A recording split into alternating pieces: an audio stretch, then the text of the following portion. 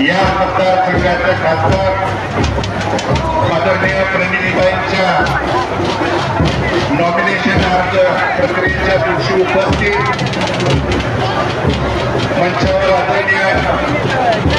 शिंदे साहेब, आदरणीय माने साहेब, मेत्रे साहेब, महाविकास आघाडीतील घटक पक्षातील सर्व सन्माननीय नेते मंडळी, उपस्थित महाविकास आघाडीतले सर्व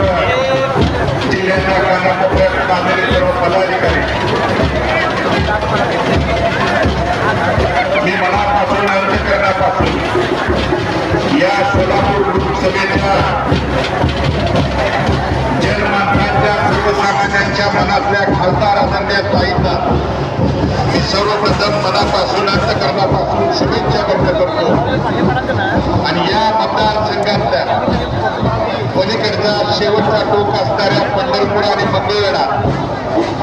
या मतदारसंघानं 2009, 2014, 2019 ला